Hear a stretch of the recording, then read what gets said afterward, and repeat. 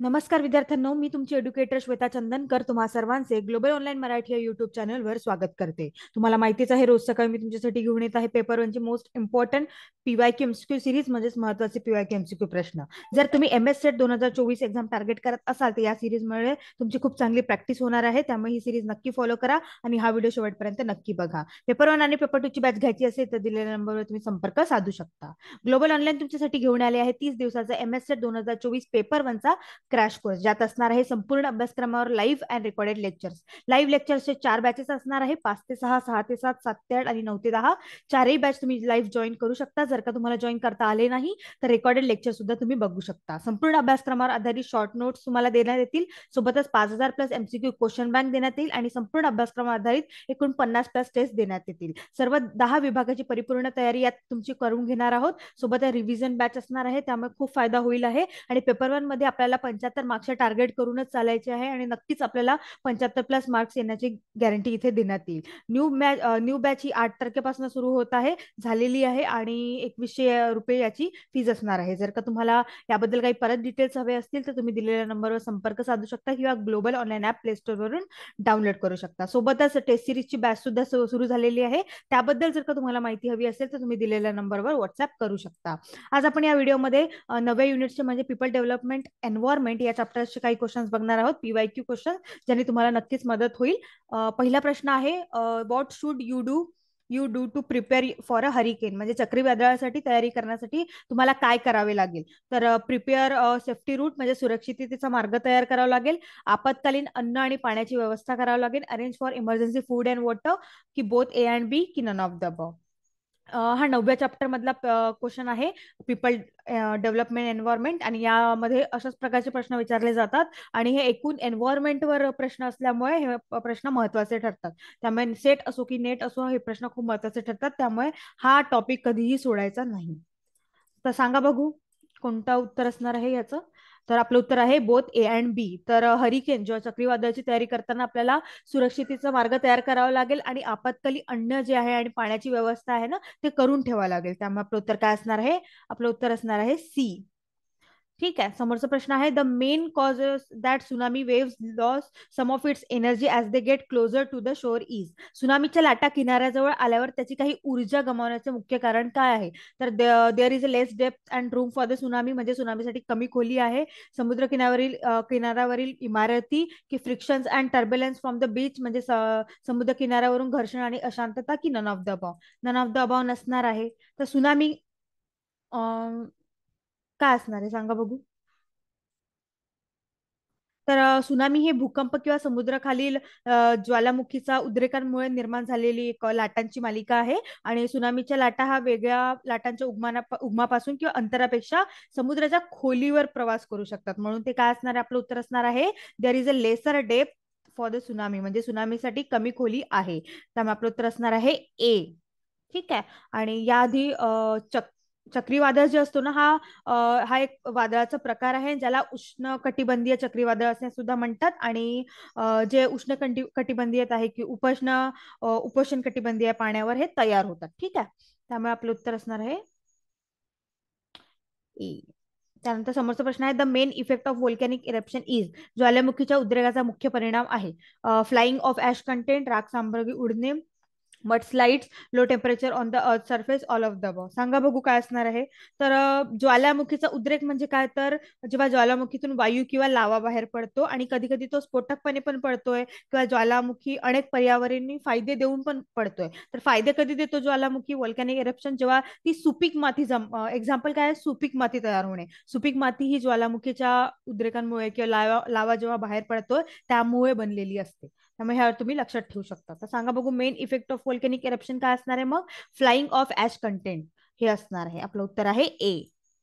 ठीक आहे. त्यानंतर समोरचा प्रश्न आहे, the loss of an entire animal species is referred to, म्हणजे की संपूर्ण प्राणी प्रजाती नष्ट होणे हे असे म्हणतात. त्याला काय म्हणतात? त्याला डिस्टिंक्शन, अनिहिलेशन, जिनोसाइड, की एक्सटिंक्शन. काय म्हणतात त्याला? भेद, उच्चाटन, नरसंहार, वंशसंहार, की नामशेष होणे. The loss of an entire animal species is referred to as extinction. त्यामुळे आपलं उत्तर काय असणार आहे? डी असणार आहे.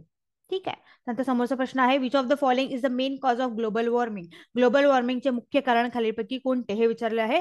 9व्या युनिट मधून ग्लोबल वॉर्मिंगवर भरपूर प्रश्न विचारले जातात, त्यामुळे ग्लोबल वॉर्मिंग हा सब टॉपिक खूप महत्वाचा ठरतो, त्यामुळे हा कधीही सोडायचा नाही. ठीक आहे. आणि व्हिडिओच्या शेवटी जर का मी 15 प्रश्न घेतले असेल तर 15 पैकी तुम्हाला किती उत्तरे आली ते नक्की कमेंट सेक्शन मध्ये कळवा. आणि आपले ऑप्शन्स आहे, बर्निंग ऑफ फॉसिल फ्यूल, जीवाश्म इंधन जाळणे, change in carbon cycle, climate change, की none of the above. None of the above नसणार आहे. ग्लोबल वॉर्मिंगचे मुख्य कारण कोणते आहे सांगा बघू. तर ग्लोबल वॉर्मिंग म्हणजे काय, तर सरासरी तापमानात सतत होणारी वाढ किंवा पृथ्वीच्या हवामान प्रणालीवर त्याचे होणारे परिणाम, याला काय म्हणतात, ग्लोबल वॉर्मिंग म्हणतात. तर त्यात काय येतं मग, मेन इफेक्ट कोणता असणार आहे, तर जीवाश्म इंधन जाळणे म्हणजे बर्निंग ऑफ फॉसिल फ्युल, म्हणजे जीवाश्म इंधनाचा वापर, जंगलतोड, काही कृषी आणि औद्योगिक पद्धती किंवा हरितगृह वायूमध्ये भर, हे सगळं काय आहे, ग्लोबल वॉर्मिंगचे कारणे आहेत. आणि विशेषतः CO2 आणि CH4 मध्ये होणारी वाढ ग्लोबल वॉर्मिंग मध्ये येतं. ठीक आहे. त्यामुळे आपलं उत्तर काय असणार आहे, आपलं उत्तर असणार आहे A, burning of fossil fuel. ठीक आहे.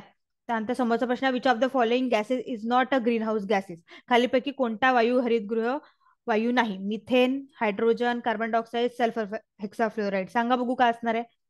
ग्रीन हाऊस गॅसेस आपण याआधी पण बघितलं होतं, ग्रीन हाऊस गॅसेस. तर यामध्ये हायड्रोजन जे आहे ते ग्रीन हाऊस गॅसेस मध्ये येत नाही. तर यामध्ये कोणकोणते येतात मग,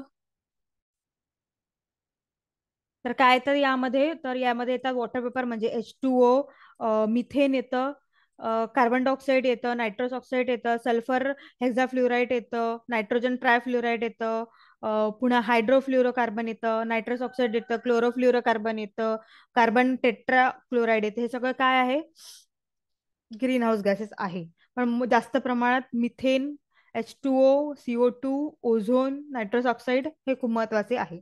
ठीक आहे. सल्फर हेक्साफ्लोराईड हे खूप महत्वाचे, त्यामुळे आपलं उत्तर काय असणार आहे, बी असणार आहे.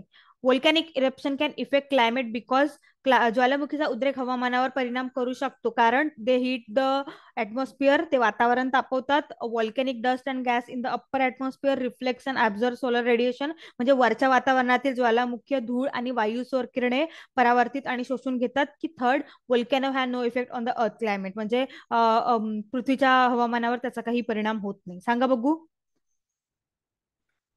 तिसरं तर नसणार आहे, या दोघांमधून असेल आहे, तर सांगा बघू काय असणार आहे आपलं उत्तर.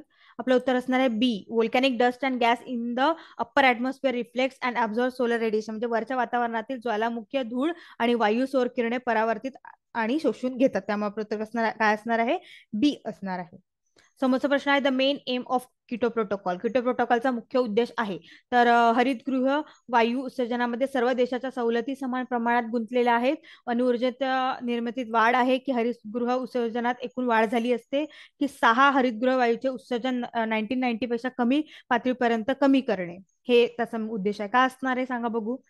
Concession from all countries involved equally in greenhouse gas emission, increase in nuclear power generation would have resulted in over increase in greenhouse emission, to reduce emissions of 6 greenhouse gases to level lower than those of 1990.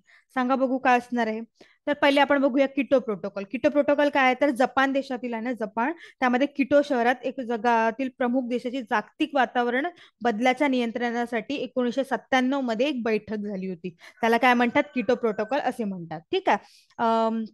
11 December 1997 ला हे sine केलं होतं. कधी, 1997 ला sine केलं होतं, पण ते कधी अंमलात आलं होतं, ते अंमलात आलं होतं 2005 ला. ठीक आहे, हे तुम्ही लक्षात ठेवा. आणि ग्रीन हाऊस गॅसचे प्रमाण कमी करून ग्लोबल वॉर्मिंग कमी करणे हा किटो प्रोटोकॉलचा काय आहे, मेन उद्देश असणार आहे. आणि यामध्ये किटो प्रोटोकॉलमध्ये नेहमी असं विचारलं जातं की फर्स्ट सेशन किटो प्रोटोकॉलचा कधी झालेला होता, तर ते 2008 ते 2012, हे तुम्ही नक्की लक्षात ठेवा. आणि 97 मध्ये ते साईन केलं होतं, पण 2005 मध्ये ते इफेक्ट मध्ये आलेलं होतं. ठीक आहे. तर मग आपलं उत्तर काय असणार आहे, आपलं उत्तर असणार आहे D, to reduce emission of 6 greenhouse gases. हे त्यांचं खूप महत्वाचं उद्देश असणार आहे, कारण ग्लोबल वॉर्मिंग कमी करण्यासाठी. ठीक आहे. त्यामुळे आपलं उत्तर असणार आहे डी. त्यानंतर which of the following gases is released when rice is grown in the wet fields, म्हणजे ओल्या शेतात भात पिकल्यावर खालीपैकी कोणता वायू बाहेर पडतो, methane, nitrous oxide, ozone, carbon dioxide. सांगा बघू. तर कोणता पडतोय, तर मिथेन पडतो. आणि मिथेन हे काय ग्रीन हाऊस वायू आहे, ज्याच्या उत्पादनासाठी ऑक्सिजन मुक्त अशी संकेतागर्थ ओल्या शेतातील जमिनीची अशी अवस्था आवश्यक असते. मिथेन जे ऑक्सिजन मुक्त आहे, अशा प्रकारच्या वायूची आवश्यकता असते. कशासाठी? तर ओल्या शेतात भात पिकल्यावर त्याची आवश्यकता असते. त्यामुळे आपलं उत्तर काय असणार आहे? ए असणार आहे, मिथेन. ठीक आहे. त्यानंतर समोरचा प्रश्न आहे, the green house effect involve warming of the earth surface and, हा म्हणजे हरितगृह परिणामामध्ये पृथ्वीच्या कोणत्या पृष्ठभागाच्या तापमानामध्ये वाढीचा समावेश होतो? Troposphere, mesosphere, stratosphere, thermosphere. सांगा बघू काय असणार आहे? Greenhouse effect involve warming of the earth surface at which. तर तुम्हाला माहितीच आहे की किती स्पियर आहेत ते आपण बघूया ऍटमॉस्फिअर मध्ये. तर आपलं उत्तर काय असणार आहे? ए असणार आहे. आणि हे बघा, अशा प्रकारे 5 स्पियर असणार आहे. ट्रोपोस्फियर जे अलगत पृथ्वीच्या जवळ आहे, त्यानंतर स्ट्रॅटोस्फियर, मिझोस्फियर, थर्मोस्फियर आणि एक्झोस्फियर. हे जे आहे हे खूप महत्वाचं आहे. यावर भरपूर प्रश्न विचारले गेलेले आहे. आणि याची लांबी 0 to 10 किलोमीटर आहे पृथ्वीच्या याच्यापासून. नंतर मग ते वाढत जातं 10 to 30, 30 to 50, 50 to 400 आणि 400 किलोमीटर. ठीक आहे. तर काय असणार आहे? ट्रोपोस्फियर असणार आहे. आणि हे नक्की लक्षात ठेवा, यावर भरपूर प्रश्न विचारले गेलेले आहेत. समोरचा प्रश्न आहे, tidal energy is also a potential renewable energy resources which of the following is the main cause for the formation of tidal waves. म्हणजे भरती ओहोटी ही एक संभाव्य अक्षय ऊर्जा संसाधन आहे. भरती ओहोटी निर्माण होण्याचे मुख्य कारण खालीलपैकी कोणतं? Gravitational pull of the moon, gravitational pull of the sun, gravitational pull of the sun and moon, and none of the above. None of the above नसणार आहे. सांगा बघू. तर कसं असतं, भूकंपामुळे निर्माण होणारी किंवा किनाऱ्यावर पोहोचताच तेथील गोष्टींचा नाश करणारी समुद्राची प्रचंड मोठी लाट, असं याला टायडल एनर्जी असे, टायडल वेव्ह असे म्हटले जाते. आणि चंद्र आणि सूर्य यांच्या गुरुत्वाकर्षणमुळे निर्माण होणाऱ्या लहरींना भरती असे म्हणतात. आणि ते भरती ओहोटी देतात. त्यामुळे आपलं उत्तर काय असणार आहे? आपलं उत्तर असणार आहे सी. ठीक आहे. मेन आहे ते gravitational pull of sun and the moon. ठीक आहे. बायोडायव्हर्सिटी इज डिस्क्राईब ॲज, म्हणजे जैवविविधतेचे वर्णन केले आहे. The range of different species in environment, the seasonal and daily changes in an environment, the way species differ from one another. ज्या प्रकारे प्रजाती एकमेकांपासून काय भिन्न आहेत, की पर्यावरणावर भौतिक घटकाचा प्रभाव काय असणार आहे? सांगा बघू. Biodiversity is described as the range of different species in an environment. त्यामुळे आपलं उत्तर काय असणार आहे? ए असणार आहे. ठीक आहे. त्यानंतर समोरचा प्रश्न, Chipko movement basically to protect environment originated in 1973. Chipko movement जे झालं होतं 1973 मध्ये, तर मुळात पर्यावरणाच्या रक्षणासाठी ते झालेलं होतं. तर ते कुठे झालेलं होतं? Uttarakhand, Bihar, Madhya Pradesh, none of the above. सांगा बघू. पुष्कळ याच्यामध्ये none of the above option आहे. ते कधी कधी कामात येतं, पण पुष्कळदा नाही येत. त्यामुळे ते ऑप्शन थोडा व्यवस्थित वाचत चला. तर चिपको मुवमेंट कधी झालं होतं? 1993 मध्ये. तर त्याचं काय होतं? तर महिलांची अहिंसक सामाजिक आणि पर्यावरण चळवळ, ज्याचा उद्देश सरकारी समर्पित वृक्षतोडीसाठी निर्धारित झाडे आणि जंगलांचे संरक्षण करणे हा होता. ठीक आहे. चिपको हे हिंदी शब्द आहे आणि त्याचा अर्थ होतो की मिठी मारणे, चिकटणे असा होतो. आणि वृक्षतोड करणाऱ्यांना अडथळा आणण्यासाठी झाडांना आलिंगन देण्याची प्राथमिक युक्ती प्रतिबिंबित केली होती या चिपको याच्यामध्ये. ठीक आहे. ते कधी कुठे केली होती? ती केली होती उत्तराखंड मध्ये. ठीक आहे. त्यामुळे आपलं उत्तर काय असणार आहे? ए असणार आहे. नंतर समोरचा प्रश्न आहे, the main reason of global warming. बघा आता दुसरा तिसऱ्यांदा ग्लोबल वॉर्मिंग आलेला आहे. ग्रीन हाऊस गॅसेस झालं, ग्लोबल वॉर्मिंग झालं, यावर भरपूर प्रश्न विचारले जातात. आणि किटो प्रोटोकॉल झालं, पॅरिस अग्रीमेंट झालं, एन्व्हायरमेंटल प्रोटेक्शन ऍक्ट झालं, आणि पुन्हा रिओ समिट झालं. यावर भरपूर प्रश्न विचारले जातात. हे सब टॉपिक 9व्या युनिट मधले मोस्ट इम्पॉर्टंट टॉपिक्स आहेत. त्यामुळे यावर नक्कीच प्रश्न विचारले जातात आणि हे कधीही सोडायचे नाही. ठीक आहे. ऑप्शन्स आहे, increase concentration of anthropogenic CO in the air, म्हणजे आणि decrease concentration of CO in the air, increase water vapour in the atmosphere. काय असणार आहे the main reason of global warming?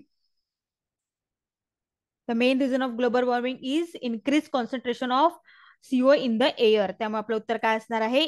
ए असणार आहे. ठीक आहे. त्यानंतर समोरचा प्रश्न आहे, the number of major CHGs identified for reduce emission as per the Kyoto protocol are, म्हणजे किटो प्रोटोकॉलनुसार कमी उत्सर्जनासाठी ओळखल्या गेलेल्या CHG ची संख्या काय आहे? सांगा बघू. 4 आहे, 5 आहे, 6 आहे, 8 आहे. काय असणार आहे? हे CG ग्रीन हाऊस गॅसेस आहे, CHG म्हणजे. आणि ते किती आहेत? ते आहेत 6. कोणकोणते? CO2, methane, nitrous oxide, hydrofluorocarbon, perfluorocarbon, sulphur hexafluoride, असे 6 आहे. SF6, CH4, CO2, NO2, HFC हे सगळं असणार आहे. त्यामुळे आपलं उत्तर काय असणार आहे? सी असणार आहे. ठीक आहे. The status of world heritage site is assigned by the, जे हे विचारलंय की जागतिक वारसा स्थळांच्या दर्जाद्वारे नियुक्त केला जातो. काय केला नियुक्त केला जातो? Status of world heritage site is assigned by the UN, UNESCO, world bank, UNHRC. कशाद्वारे केला जातो सांगा बघू? तर ते केला जातो युनेस्कोद्वारे. जागतिक वारसा स्थळांच्या दर्जाची नियुक्ती हे युनेस्को करते. आणि युनेस्को कधी बनली होती? 16 नोव्हेंबर 1945 ला. कधी? 1945, 1945. आता मला, आपण व्हिडिओमध्ये नेहमीच एक प्रश्न घेत असतो, तर तुम्ही मला कमेंट सेक्शन मध्ये नक्की कळवा की युनेस्कोचा फुल फॉर्म, युनेस्कोचा फुल फॉर्म काय आहे ते नक्की कमेंट सेक्शन मध्ये कळवा. ठीक आहे. आजचा हा प्रश्न असणार आहे आणि आपलं उत्तर आहे बी. ठीक आहे. आज आपण 16 प्रश्न घेतलेली आहे. 16 प्रश्नापैकी तुम्हाला किती उत्तरे आली ती नक्की कमेंट सेक्शन मध्ये कळवा. आणि युनेस्कोचा फुल फॉर्म सुद्धा कमेंट सेक्शन मध्ये कळवा. सोबतच 30 दिवसाचा क्रॅश कोर्स सुद्धा सुरू झालेला आहे. ते जॉईन करायचं असेल तर दिलेल्या नंबरवर संपर्क साधू शकता, किंवा त्या व्यतिरिक्त टेस्ट सिरीज सुद्धा बॅच सुरू झालेली आहे. टेस्ट सिरीज सुद्धा तुम्ही घेऊ शकता आणि छान प्रॅक्टिस करू शकता. आता कारण आता पेपर 7 एप्रिलला असणार आहे आणि काहीच दिवस शिल्लक आहेत. त्यामुळे नक्की रिव्हिजन करा आणि जोमाने अभ्यास करा. पेपर 1 आणि पेपर 2 ची बॅच घ्यायची असेल तर दिलेल्या नंबरवर संपर्क साधू शकता, किंवा global online app play store वरून डाउनलोड करू शकता. व्हिडिओ शेवटपर्यंत पाहिल्याबद्दल धन्यवाद. थँक्यू.